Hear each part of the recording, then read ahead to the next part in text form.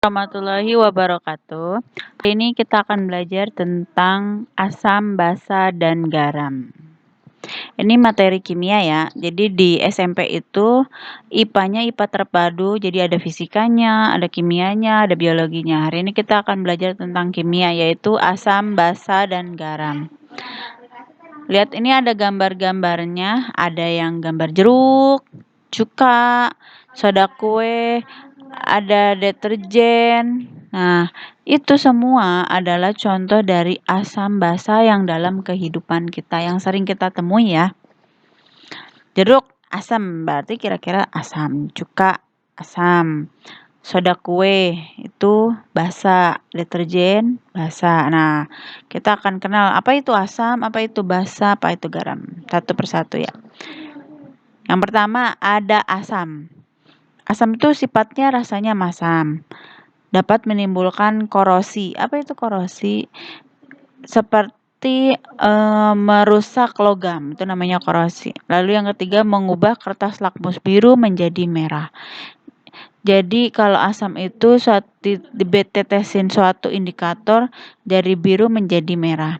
Lalu ada ciri khas yang paling utama yaitu menghasilkan ion hidrogen atau H+. Jadi dalam air asam itu menghasilkan ion hidrogen. Itu dibuktikannya di mana, Bu? Adanya di lab ya, bisa terlihatnya. Beberapa asam yang kita kenal, ada asam asetat. Nah, ini terdapatnya di cuka. Asam askorbat ada di jeruk, tomat.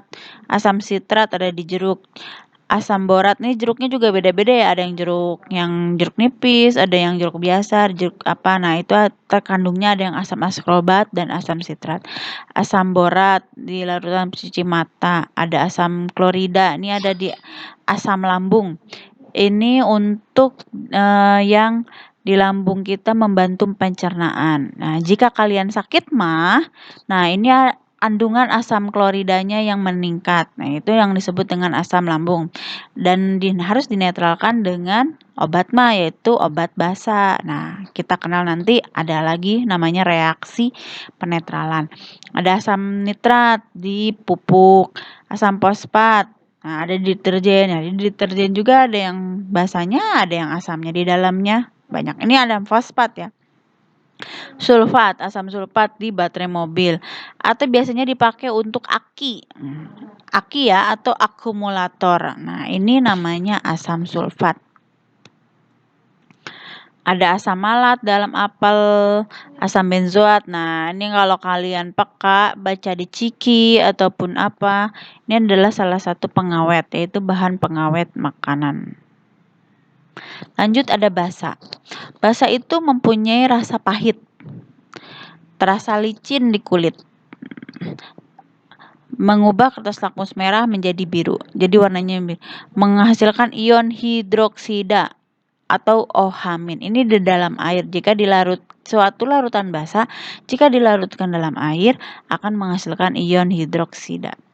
Contohnya ada sabun, soda kue, deterjen, obat mah. Ini sifatnya basa. Mempunyai rasa ini, tapi tidak mesti kita harus cobain ya. Misalkan kayak sabun nih, kita cobain nih, pahit enggak? Enggak usah gitu ya.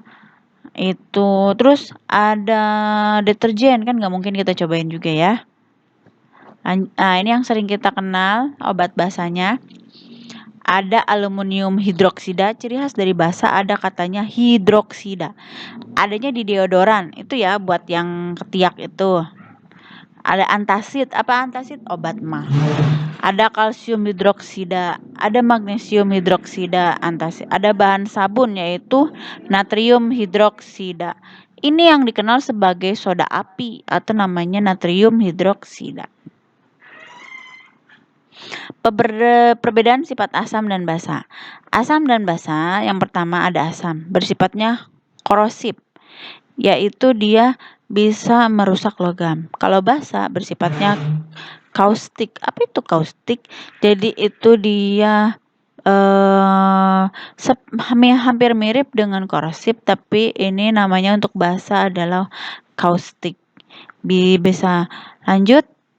Yang kedua adalah bereaksi dengan logam menghasilkan H2. Nah, ini yang menyebabkan korosif itu. Terasa licin di tangan. Nah, ini yang berhubungan dengan sifat kaustiknya. Lalu senyawa asam memiliki rasa asam dan yang basa pahit. Mengubah lakmus merah dan biru menjadi merah. Lakmus itu apa sih, Bu? Ini ada indikator yang merubah warna. Jadi kita bisa tahu nih warnanya asam atau basa. Lakmus merah, ini lakmus merah ya, dan biru menjadi warna biru. Jadi dua-duanya biru itu basa, kalau dua-duanya merah asam. Menghasilkan ion H+ dalam air, kalau asam basa itu OH- dalam air. Lalu yang ketiga ada garam. Apa itu garam? Senyawa yang terbentuk dari reaksi asam dan basa. Contohnya garam dapur. Dapat diperoleh dari mana? Mengendapkan air laut, penguapan. Ya, kita lihat di pantai yang sedang petani garam menguapkan air lautnya. Nah, itu bisa menghasilkan suatu garam. Atau namanya istilah adalah kristalisasi. Ada lagi yang mereaksikannya asam dan basa. Itu namanya reaksi netralisasi. Seperti apa yang Ibu katakan, orang yang sakit MAH dikasih obat MAH. Obat MAH itu adalah obatnya di dalamnya ada basa. Obat MAH kita kan terdiri dari asam lambung. Asam lambung itu kan asam klorida, asam HCl. Nah, itu dinetralkannya oleh basa. Basanya itu dapat di obat MAH. Contoh ada HCl, asam klorida, ditambahkan dengan natrium hidroksida menghasilkan natrium klorida dan air. Nah, ini contoh garam yang kita kenal. Ada natrium klorida, garam dapur, namanya manfaat menafsu makan. Natrium bikarbonat, pengembang kue. Nah, ada kalium fosfat, ada deterjen, TSP ini nama dagangnya. Ada kalsium karbonat ada di cat, di pupuk kalsium nitrat, amonium klorida ada di baterai. Nah, dari reaksi netralisasi ini kita dapat beberapa contoh. Misalkan ada produksi asam lambung yang berlebihan. Itu contohnya kalau kita lagi sakit MAH nih. Nah, itu dinetralkannya dengan basa. Basanya itu yang terdapat di obat MAH, yaitu kandungannya magnesium hidroksida. Tanah yang sudah terlalu asam oleh petani biasanya dinetralkan oleh senyawa basa, yaitu kalsium hidroksida, yang kita kenal sebagai air kapur. Pasta gigi dibuat mengandung basa untuk menetralkan mulut dari asam. Identifikasi asam, basa, dan garam. Nah, identifikasinya itu kita kenal sebagai indikator. Apa itu indikator? Jadi zat-zat yang dapat menghasilkan warna berbeda dalam larutan asam dan larutan basa. Jadi ketika asam warnanya gimana, ketika basa warnanya gimana. Nah, contoh ada tas lakmus, merah dan biru, ada pH meter, ada indikator alami, ada kunyit, bunga sepatu, kulit manggis. Ini kulit manggis tipe ya. Nah, kertas lakmus, pH meter, ini disebutnya indikator buatan. Kalau indikator alami ada yang ini ya, berasal dari alam. Nah, ini contoh-contoh indikatornya ya. Nah, ini ada kertas lakmus, ini kertas lakmus kayak gini namanya, ada pH meter, ini ada kertas pH universal, warnanya kalau dicelupin beradanya di warna apa. Nah, dia akan menunjukkan dia pH-nya. pH-nya itu pH itu adalah skala keasaman dari 1 sampai 14. Asam itu dari 1 sampai ke 6, 7 adalah netral, 8 sampai 14 adalah pH basa. Nah, ini warna lakmusnya. Yang tadi Bu katakan ada lakmus merah. Jika di lakmus merah dan biru, jika di larutan asam, dua-duanya warnanya merah. Jika lakmus merah dan biru di larutan basa, warnanya biru dua-duanya. Tapi kalau di larutan netral, warnanya sesuai dengan warna lakmusnya.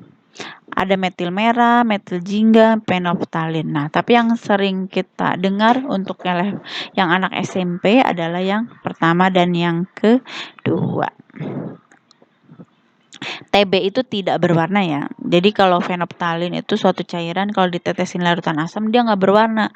Tapi kalau dia di larutan basa dia warnanya merah. Beberapa keuntungan lakmus: dapat berubah warna dengan cepat, sukar bereaksi dengan oksigen sehingga tahan lama, mudah diserap oleh kertas. Selain indikator buatan, bisa juga indikator alami, misalnya bunga sepatu, kunyit, bunga bougainville, terus ada kulit manggis, banyak. Kubis ungu juga ada. Ini kan warna indikator universal ya. Ini jika pakai indikator universal. Ini seperti itu warnanya. Tugasnya ini ada 5 soal. Sebutkan 3 contoh zat asam, basa, garam, masing-masing 3. Sebutkan 4 perbedaan sifat asam dan basa. Lalu yang ketiga, sebutkan 3 zat garam yang sering digunakan dalam kehidupan sehari-hari. Apa yang dimaksud dengan reaksi penetralan? Apa yang dimaksud dengan indikator? Dan sebutkan indikator yang buatan maupun indikator alami. Sebanyak 3 buah masing-masing ya. Kalian kerjakan, catat dulu catatannya, baru dikerjakan tugasnya. Nanti dikirim tugas di Classroom. Oke, terima kasih. Wassalamualaikum warahmatullahi wabarakatuh.